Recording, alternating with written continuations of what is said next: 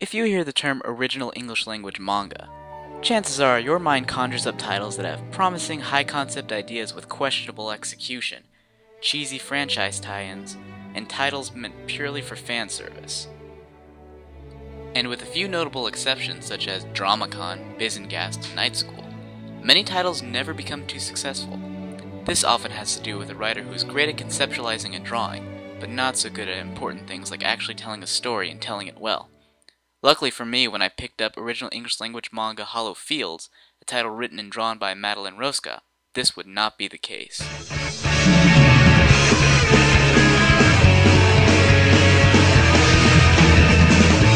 I run and run 1,000 miles, and I am barely breathing. Only the fuel of a passion heart keeps this body strong and moving forward. Little Lucy Snow is a girl who's supposed to be starting her first day of boarding school in a brand new town. As luck would have it, she finds herself lost in a forest on her way there. Afraid of catching her death out in the cold, rainy weather, she stumbles upon a huge castle which she mistakes for her boarding school. And what a mistake it is! Her first greeting into the school is from a steampunk-type ball that tries to kill her for trespassing. But when she claims to be a student, she's welcomed with open arms. It doesn't take long for her to realize this is just one big misunderstanding, but when offered a warm bath and dinner, she decides to let things go on for a little bit longer. She digs herself an even bigger hole when she finds out that not only will she receive her own room and free meals, but 100% free tuition as well. Naturally, she saw this as too great an opportunity to pass up, and before she even knew it, she officially enrolled into Hollow Fields, which she would later find out is a school dedicated to raising the next generation of mad scientists and evil geniuses. And among these dangerous children, competition is fierce. Every week, the kid with the lowest grade is sent to the old windmill for detention, a sentence which no child has ever returned from. As such, making friends with other students is essentially out of the question. Even more dangerous than the students are the mysterious and insane faculty who are literally falling apart at the seams. Rest assured, Lucy Snow will have her work cut out for her trying to survive while also trying to find a way out of this crazy school.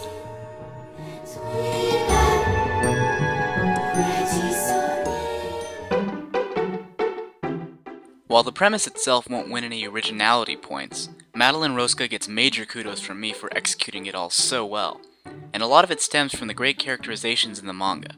The heroine in the story is friendly, determined, competent, and resourceful. She drives the plot forward and is loyal to those around her. She really is the perfect protagonist, and yet the author is still able to throw in great quirks like her stuffed animal Dino to help keep her human.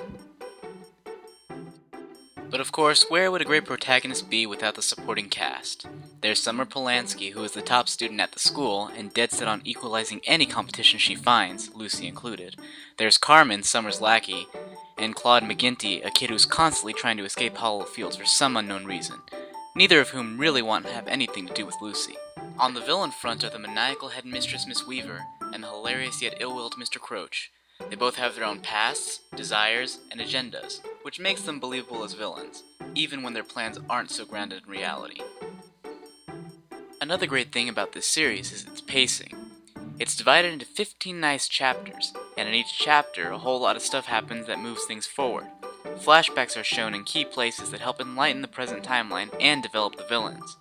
There's hardly a wasted page in the series. They're either establishing the world, developing character, or moving the plot along. The whole thing made me want to see a TV series of this manga.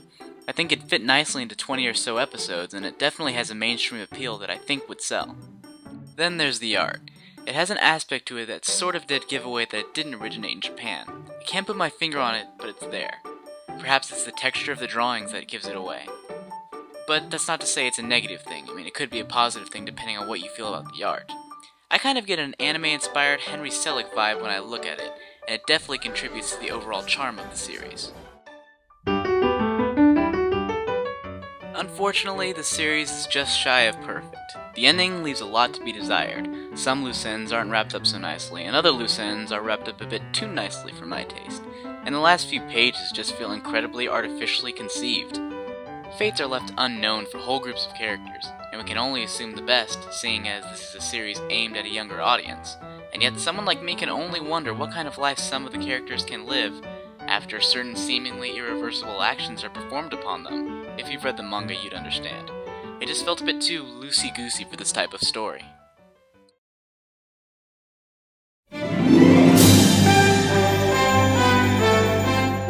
But honestly, what the hell am I complaining about? This is a series that anyone with an ounce of childlike wonder should pick up without a moment's hesitation.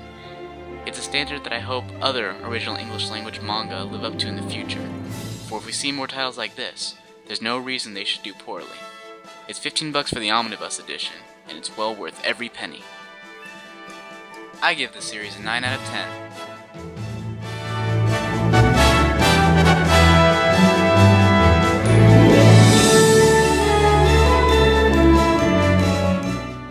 Be sure to check out my blog at jammer.squarespace.com and follow me on Twitter at twitter.com/JAMedina88. Also check out my podcast, The Jammers and a Movie Podcast. Links are in the sidebar if you want to check them out. Thanks a lot.